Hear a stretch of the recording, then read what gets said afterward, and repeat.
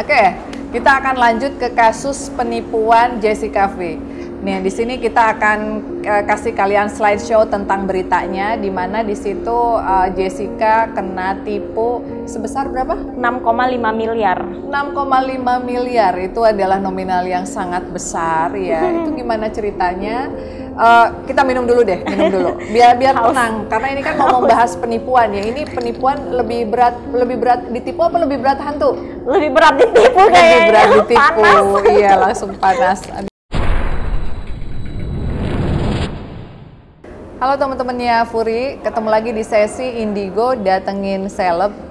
Dan kali ini Kak Furi akan ngobrol sama temannya Kak Furi, Jessica V, yang seorang pemain sinetron, ya, pengusaha, dan beberapa waktu lalu sempat tersandung masalah ya, yang agak sedikit viral. Nah, nanti kalian bisa cek beritanya. Dan udah pasti cantik ya. Halo Jess. Hai Kak Furi. Cakep banget hari ini kita pakai pink-pink ya.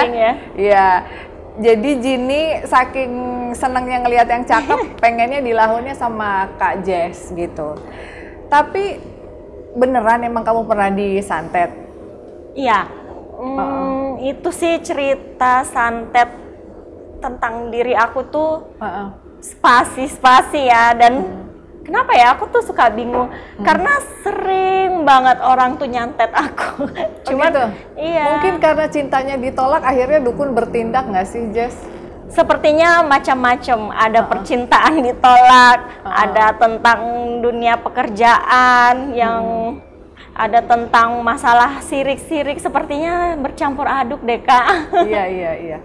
Karena kan kalau Kak Furi lihat kan Jess ini masih muda. Terus juga multi talented, ya punya bisnis, jadi mungkin ada beberapa orang yang nggak suka. Nah, tapi peristiwa santet yang menurut kamu paling parah itu seperti apa sih? Kamu bisa jelasin nggak? Karena takutnya nih teman-teman di rumah juga pernah mengalami hal yang sama, terus ini aku kenapa ya gitu? Karena Jess juga sempet ragu nggak sih ini beneran santet apa bukan gitu? Iya benar, pasti. Jadi awalnya itu, awal banget itu di usia aku tuh masih sekitar 19 tahun deh sepertinya.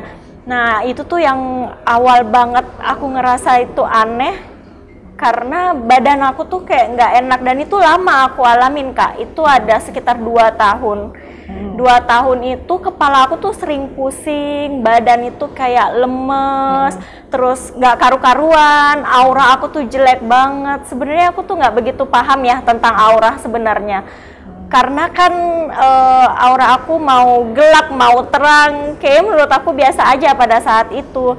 Cuman karena aku ngerasa ini kok nggak sembuh-sembuh sakit kepala aku, ada sekitar 2 tahun baru aku tuh sadar kalau aku kayaknya ada yang nggak beres deh. Itu juga karena aku sering cerita sih ke mamahku, jadi mamah yang agak mulai curiga. Terus yang parahnya itu pada saat itu aku mulai sadar, karena setiap maghrib itu pasti aku tuh kayak gelisah, bahkan pernah kesurupan aku sih nggak ngamuk ya, cuman kesurupan aku tuh kayak nangis-nangis. Terus aku tuh sering memikirkan orang-orang yang kayak udah mau mati. Parahnya lagi tuh Kak, kain kafan itu sempat terbang di samping aku pas mau tidur, kayak gitu. Tapi sebentar nih Kak Furi, biar penonton nggak bingung, apakah Jess ini memang tergolong anak indigo yang bisa melihat hantu gitu, atau enggak hanya pada saat itu aja bisa lihat penampakan kayak gitu? Sebenarnya aku nggak paham ya, aku itu anak indigo atau enggak, cuman aku tuh memang dari keturunan keluarga yang mereka itu pada bisa, jadi mereka juga pada punya lihat seperti itulah Kak. Sixth sense gitu ya. Nah aku mulai sadarnya itu pada saat aku mulai nggak nyaman, terganggu di usia itu, sampai akhirnya aku bisa ngelihat kain kafan terbang. Terus aku bisa kesurupannya sih nggak ngamuk, cuma nangis biasa doang, tapi kayak sedih gitu. Terus mamahku itu udah mulai ngerasa aneh, mungkin dia sedih kali ya pada saat itu karena keluarga udah mulai curiga. Akhirnya aku udah mulai mau dibersihkan kayak gitu-gitu Kak. Iya.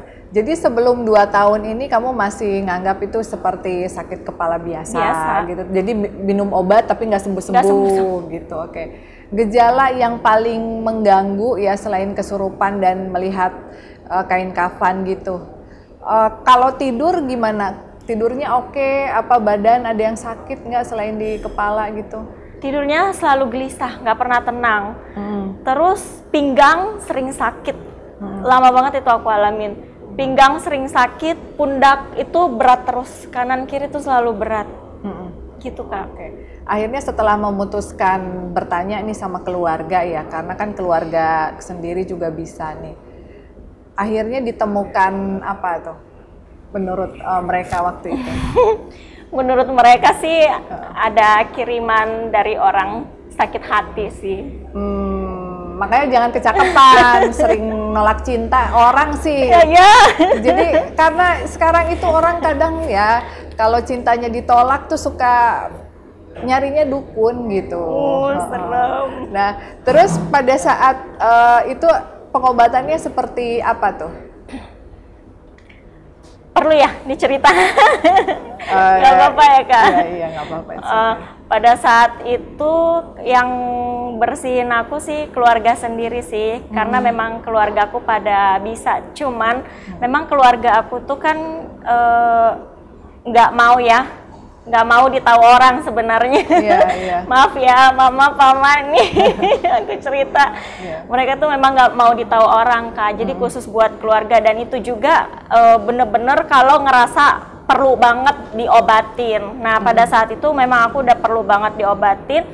Akhirnya paman aku kan seorang kiai. Jadi aku diruqyah. Di ruqyah itu berkali-kali. Di ruqyah juga tuh kayak panas banget Kak. Apa yang kerasa panas, badan apa semua dari ujung rambut? Ini aku sih paling panas, pundak aku. Nah mungkin dia itu kali ya Diamnya Kak. di pundak. Diamnya di pundak ya. Oh, ya jadi pundak aku tuh kayak terbakar. Aku tuh punya punya fotonya pas pundak aku, pas aku di ruqyah, pundak aku tuh kayak terbakar gitu. Ya nanti boleh kita share ya ke pemirsa fotonya pada saat pundaknya terbakar. Nah, ruqyah yang kamu jalani itu berapa kali sampai akhirnya kamu ngerasa oke nih, udah oke nih? Harus butuh waktu berapa kali? Nah itu ada ritualnya sih sebenarnya. Jadi ritualnya itu selama 40 hari berturut-turut. Aku tuh nggak boleh putus. Pertama aku tuh harus zikir terus. Terus aku tuh harus sholat tahajud. Sholat tahajud dengan doa, satu doa aku minta kesembuhan sama Tuhan, sama Allah. Pada saat itu nggak boleh putus-putus tuh boleh kalau lagi mens, tapi setelah mens itu lanjut lagi, pokoknya 40 hari. Terus sholat 5 waktu nggak boleh putus, puasa Senin Kamis nggak boleh putus. Itu sih ritual yang aku lakukan, disuruh sama, tapi dibantu sama keluarga juga. Iya. Nah jadi itu ritual yang sesuai dengan agama ya, agama dan kepercayaan masing-masing. Di sini berarti kalian juga bisa tahu ya teman-teman, bahwasanya orang yang rajin sholat, rajin puasa, itu kenapa nggak bisa disantet bukan karena bawaannya yang wow gitu, bukan, tapi karena memang ada Tuhan yang melindungi. Nah, di sini Kak Furi mau nanya nih flashback, apakah pada saat 2 tahun sebelum kamu sadar bahwa kamu disantet, kamu sering sholat apa lebih cenderung males gitu kalau mau ibadah? Ya. Kan biasanya katanya kalau orang disantet tuh dia males ibadah karena makhluk yang ada di dalam tubuhnya membuat dia jauh dari Tuhan. Ya, bener nggak kayak gitu? Bener banget sih. Aku memang mager-mageran sih pada saat itu untuk ibadah tuh males-malesan. Habis itu nggak jelas gitu. Memang karena mungkin masih muda ya pada saat itu Kak. Jadi masih demen main. Nggak ada kepikiran ke situ. Pas kena itu baru mulai sholat. Tapi ritualnya itu juga nggak mudah dilakukan Kak. Karena pada saat aku sholat malam itu tuh yang muncul itu ada aja. Entah ular lah, entah genderuwo lah, pokoknya entah kuntilanak lah, ada aja yang gangguin. Biar gagal tuh ritualnya. Iya. Pada saat mereka muncul langsung gitu ke depannya Jess, apa pada saat Jess lagi sholat? Lagi sholat. Oh pas lagi sholat, kayak muncul gitu ya tiba-tiba. Iya, kadang bikin takut. Kadang kayak tiba-tiba ular lewat, tiba-tiba ada kuntilanak di sana ngeliatin sholat, serem banget. Tapi tetap kamu fokus. Tetap fokus karena sholatnya ditungguin iya. keluarga. Ya, kalau nggak ditungguin takut. Enggak Kak, nggak ditungguin. Oh sendiri? Sendiri, cuman akunya sering ajakin adik aku tidur yuk di kamar aku. Jadi selama aku ngerjain ritual itu, aku nggak pernah mau tidur sendiri. Biasanya kan aku tidur sendiri. Aku ngajakin adik-adik aku tidur yuk sama aku, biar aku bangun tengah malamnya tuh enak. Karena kan aku harus ngaji, harus sholat. Iya. Gitu, Ya berarti istilahnya kalaupun terjadi apa-apa ada orang yang jagain, yang lihat kondisi kamu seperti apa. Nah, setelah berapa lama akhirnya sosok ular, genderuwo, kuntilanak itu akhirnya nggak pernah kamu lihat lagi? Setelah aku udah mulai sekitar 35-an lah. Lama ya? 35 kali untuk melakukan ritual itu. Iya. Nah, makanya teman-teman jangan suka pengen instan ya, kayak mie aja. Baru sholat malam sekali udah pengen langsung rezekinya banyak. Jadi yang sekarang terjadi itu orang baru, saya udah sholat malam nih, udah sholat malam berapa kali? Ya udah sekali, tapi kok rezekinya belum. Ini aja 30 kali lebih baru sembuh gitu. Tapi benar. Kemudian setelah 30 hari lebih kamu rajin sholat malam, ngaji, yang pertama kali terasa di badan itu apa? Ringan. Oh ringan banget. Jadi udah kayak diri kamu sendiri lah ya? Iya, mulai ringan banget. Maksimalnya tuh pas aku udah selesai ritualnya selama 40 hari ya. Selama 40 kali berturut-turut Kak. Jadi badan aku tuh langsung ringan, emosi aku tuh bener-bener stabil. Terus aura aku juga udah bagus lagi. Kayak gitu Kak. Iya. Dan hal itu masih dilakukan sampai sekarang? Kadang-kadang sih. Kalau nggak lagi sibuk ya gitu. Tapi momen tersebut akhirnya bisa membuat seorang Jessica lebih dekat nggak sih sama Tuhan gitu? Pasti. Ya. Pastinya. Sampai sekarang pun aku kalau misalnya nggak ngerjain sholat 5 waktu tuh ada perasaan tersendiri kayak punya utang gitu loh sama Allah. Karena kan aku sembuhnya kembali karena lagi Allah, ya, betul. Memang keluarga aku perantara, tapi tentunya dari Tuhan ya Kak. Betul. Jadi kalau aku udah mulai melewati batas, aku pasti kayak sadar lagi, aduh balik lagi. Walaupun nggak 40 hari berturut-turut ya, tapi paling nggak sholat aku yang selalu aku jaga gitu Kak. Iya. Muka pelakunya pernah mampir nggak sih ke mimpi kamu? Kan kamu pernah lihat sosok ular, sosok genderuwo, tapi nih, kan kadang kalau kita ada yang ngerjain tuh suka, ini beneran nggak sih dikerjain gitu? Muncul nggak sih mukanya? Sering sih dikasih mimpi. Oh dikasih mimpi, lagi ngapain dianya? Dia kayak ngeliatin aja, terus kadang dia kayak narik aku, bilang kangen lah, inilah, kayak gitu-gitulah Kak. Itu artinya gitu. Apakah aku disantet atau gimana Kak? Ya kalau dia bilang kangen mungkin ya itu balik lagi ke cinta tak terbalas ya. Karena kan sebenarnya pelaku santet atau pelaku pelet itu kan punya beberapa motivasi. Pengen orang tersebut hidupnya nggak karuan sehingga pada saat jatuh balik ke orang tersebut gitu. Jadi kayak ya udah deh aku sama kamu aja gitu. Tapi kalau untuk permasalahan bisnis biasanya ya Tuhan ya melalui perantara memberikan pertanda bahwa ini loh pelakunya. Biasanya dia cuma diem aja ngeliat gitu. Jadi mereka berusaha untuk menutupi kelakuan mereka, tapi Tuhan yang untuk nunjukin jalan bahwa ini loh orang yang jahat sama kamu gitu. Nah, orang itu masih ada sekarang yang sering muncul di mimpi, yang kemungkinan ini ya, yang kemungkinan masih ada, masih berhubungan baik apa udah enggak sih. Oh, udah enggak. Aku nggak tahu tepatnya siapa. Cuman yang kalau dari feelingku sih kita udah nggak pernah komunikasi. Oh, udah nggak pernah komunikasi, iya. Nah, menurut kamu ini ya, sebenarnya masuk akal nggak sih seseorang yang mungkin pernah kecewa ya dalam urusan bisnis atau ingin cheating, ingin membohongi kita atau memperdaya kita gitu, terus akhirnya harus melakukan santet itu, sebenarnya menurut kamu nih sebagai orang yang tadinya kayaknya santet tuh kayak nggak ada gitu. Nah, sebenarnya percaya nggak percaya sih. Mau dibilang percaya banget juga nanti kita dibilang musyrik. Tapi dibilang nggak percaya juga ya jujur aku alamin, baik itu urusan percintaan maupun urusan bisnis Kak. Karena sekarang juga aku juga baru-baru sembuh lagi nih dari urusan santet menyantep soal bisnis. Oke, kita akan lanjut ke kasus penipuan Jessica V. Nih, di sini kita akan kasih kalian slideshow tentang beritanya, di mana di situ Jessica kena tipu sebesar berapa? Kalau sama keuntungan ya, kerugiannya 6,5 miliar. 6,5 miliar itu adalah nominal yang sangat besar ya. Itu gimana ceritanya?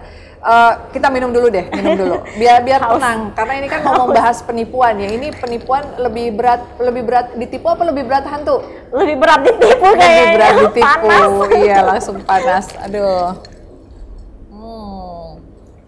Ini mangonya enak banget ya, dari Alari Cafe. Itu kamu order yang apa? Ini watermelon juice sesuai dengan baju aku. Aduh, warna pink. Juice. Enak, watermelon. Segar. Iya. Jadi teman-teman buat kalian yang seneng nongkrong, seneng ngobrol, seneng hangout ya, kalian bisa mampir ke Alari Cafe yang ada di Bintaro. Alamatnya ada di sini ya. Pokoknya tempatnya cozy, nyaman banget. Oke. Ya, Jess. Gimana ceritanya? Karena kan ini berhubungan ya si kasus ini dengan kiriman yang selanjutnya. Jadi memang Jessica ini termasuk tadi seperti yang awal dibilang, ada beberapa kali dikerjain. Ada yang mungkin pernah ditolak cintanya, ada yang mungkin ini mungkin loh ya. Jadi ini baru kemungkinan aja. Mungkin ada orang yang nggak suka juga gitu. Nah tapi gimana sih ceritanya kok kamu bisa ditipu sampai 7M? Gimana? 6,5 miliar. 6,5. Nyesek ya kalau ingat itu. Jadi itu sebenarnya yang nipu itu adalah temen deket sendiri Kak. Temen deket yang udah sering bareng, liburan bareng, bahkan makan tidur pun bareng. Dia juga sering main ke rumah aku. Tapi dia itu punya bisnis. Jadi pengusaha juga. Pengusaha cuman semua bisnisnya itu uangnya dari aku. Oh, jadi dia sebenarnya usaha tapi usahanya muterin uangnya Jess. Enggak, jadi dia tuh punya bisnis di daerahnya lah ya. Dia tuh buka kayak frozen food gitu. Jadi aku yang modalin semuanya, dari rukonya, dari freezernya, dari renov semuanya lah. Pokoknya bisnisnya tuh sampai akhirnya jadi, sampai akhirnya rame banget itu bisnis. Tapi kenyataannya pas udah jadi dia tuh nggak mau bayar aku Kak. Jadi uangnya dipakai sendiri. Dipakai sendiri sama dia. Iya. Pas ditagih dramanya banyak banget. Nah sekarang kasusnya udah proses ya? Udah, alhamdulillah orangnya sekarang udah di penjara ya, udah tersangka. Sekarang lagi proses sidang, bentar lagi vonis. Bismillah. Oke. Nah pada saat kamu menghadapi sidang kan meskipun kamu yang melaporkan, udah pastilah keluar effort, biaya, waktu dan lain-lain, stres. Nah, kamu sempat mengalami kejadian-kejadian yang aneh juga katanya ya? Iya benar. Kejadiannya kayak gimana tuh? Jadi sebelumnya itu aku tuh ngeluarin uang tuh bener-bener kayak seks gitu, kayak nggak sadar gitu ya? Kayak terhipnotis aja sih sebenarnya. Terus aku tuh mulai ngerasain lagi Kak hal yang sama seperti kejadian yang 2 tahun pernah aku alamin. Sama persis, perasaan gak enak, gelisah, terus pikiran gak tenang. Terus anehnya itu hawanya tuh selalu kayak panas, terus kayak nggak tenang. Nah akhir-akhir itu yang aku alamin tuh kayak gitu. Mulailah uang aku juga udah mulai habis ya, udah mulai habis, keluar. Sampai akhirnya aku menang arisan loh Kak. Aku menang arisan pada saat itu 1 miliar. Aku kasih semuanya. Aku tuh orang yang padahal biasanya tabungan adalah tabungan. Ini sampai tabungan aku, bahkan sampai tas-tas aku Kak. Tas-tas aku jual semua. demi modalin orang Demi modalin itu dia. yang aku anggap teman baik. Jadi kamu sebenarnya waktu itu belum sadar kalau dia cuma memanfaatkan. Belum sadar. Dan apapun yang dia katakan kamu ngikut aja Kak. Nah makanya. Nah, apa kejadian yang bikin kamu sadar bahwa oh ini udah nggak beres nih gitu? Pada saat dia itu mulai marah sama aku karena dia minta-minta uang terus, minta-minta uang terus, tapi akunya nggak kasih, udah nggak kasih, akhirnya mulai tuh agak bete. Nggak dikasih karena memang udah semuanya udah dikasih, nggak ada feedback juga buat kamu. Iya, gitu belum ya. ada pembayaran juga buat aku kayak gitu. Nah, gangguannya yang hampir sama dengan 2 tahun ke belakang. Kalau 2 tahun yang lalu kan kamu sering sakit kepala, ini juga sama kayak begitu? Sama Kak, sering sakit kepala, pusing, sering merinding malah kalau ini. Aku tuh merinding terus. Terus sakit pinggang, males-malesan, ketemu orang tuh bener-bener males banget. Nah itu kalau kayak gitu, ini nggak tahu ya, aku hanya meraba-raba aja. Karena kejadiannya sebelum ini aku udah pernah mengalamin juga hal yang mirip-mirip ini, mistis ya. Nah ini makanya menurut kakak itu apa sih Kak kalau kayak gitu? Iya, jadi biasanya kan kalau orang disantet ya atau diteluh itu memang ada beragam gejala yang mereka rasakan. Jadi dari beberapa orang yang pernah Kak Furi observasi, ada yang hanya berat, pusing, ada yang sampai muntah darah, ada yang hilang ingatan, ada yang badannya lumpuh sebelah gitu. Yang kalau diinikan secara medis mungkin dia mengalami stroke gitu. Cuman ya syukur alhamdulillahnya Jessica masih bertahan sehat sampai dengan saat ini. Tentunya kan itu juga ada perantara dari keluarganya ya yang bantuin, leluhur juga yang jelas dari Allah ya.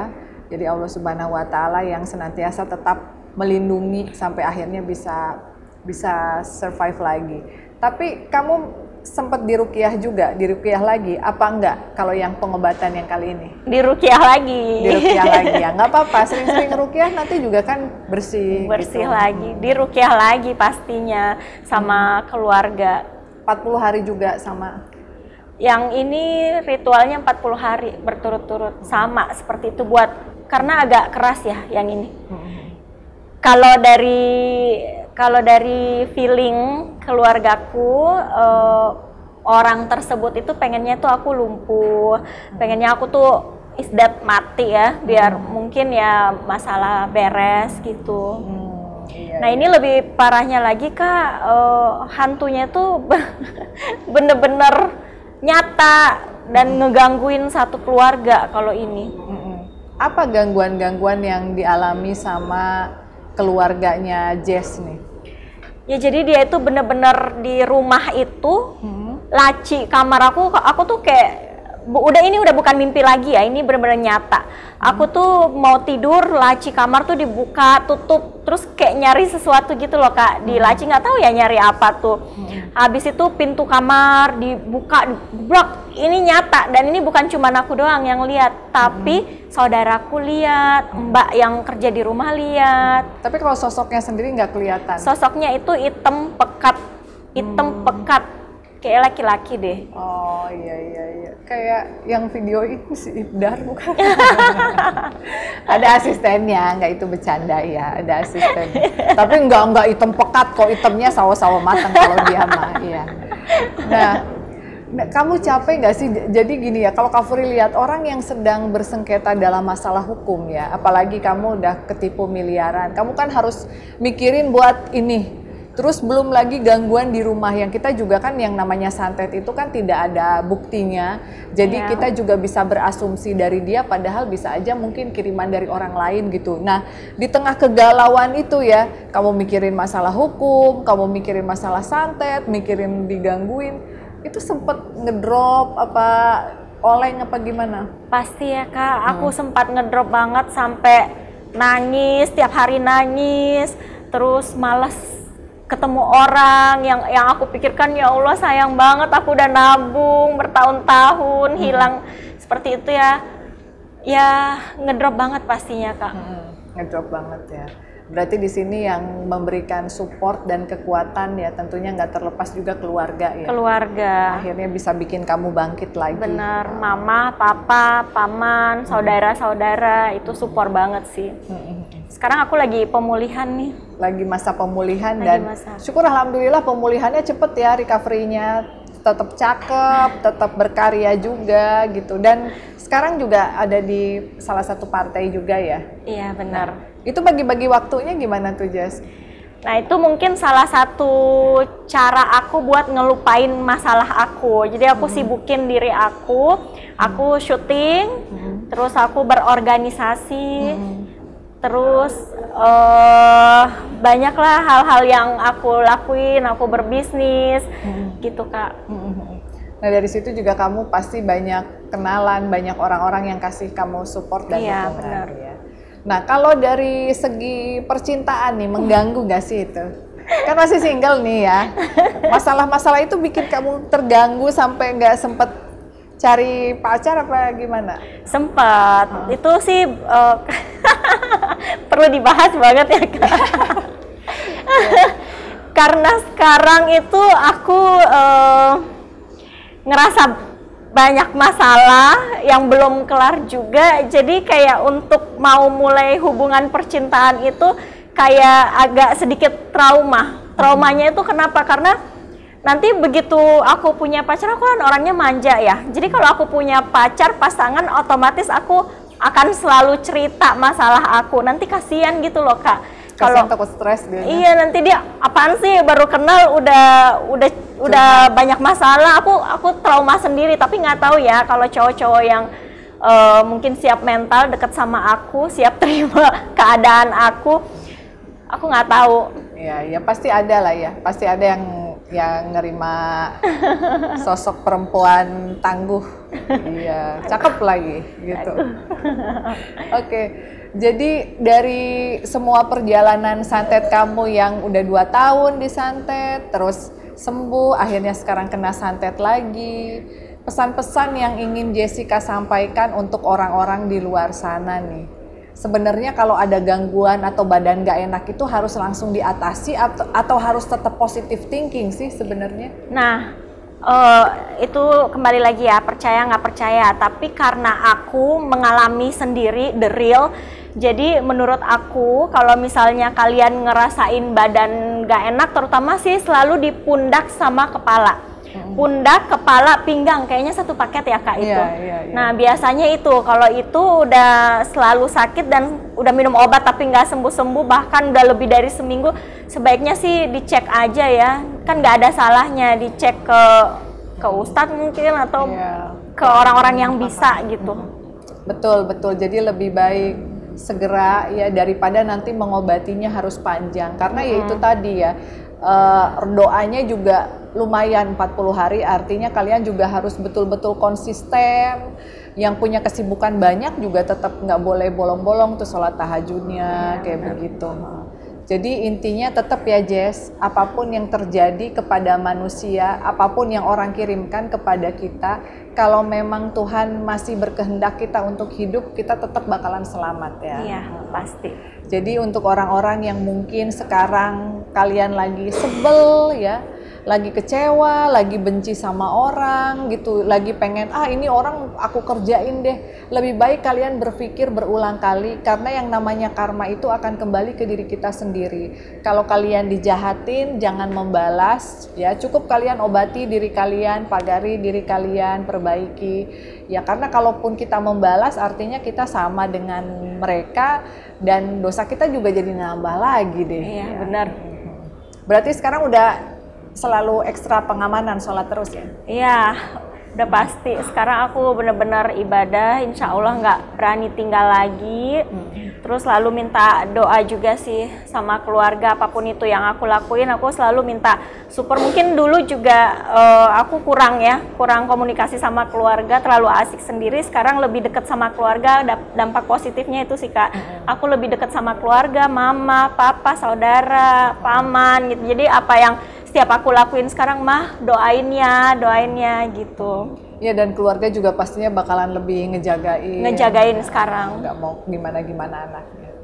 Oke, Kak Jess, kita berharap dan berdoa semoga kasusnya cepat selesai. Amin, amin, ya. ya Rabbal Alamin. Dan semoga pengalaman Kak Jessica kena santet ini bisa menjadi pembelajaran untuk kalian semua juga yang ada di rumah ya, supaya istilahnya kalian tidak menggampangkan, tetapi bukan berarti sakit kepala sedikit langsung mikirnya padahal sakit kepala beneran gitu. Jadi segala sesuatu juga harus dipikir secara logik, dan kalau memang sudah pengobatan secara medis tidak berhasil, mungkin ada baiknya juga bertanya kepada orang-orang yang paham.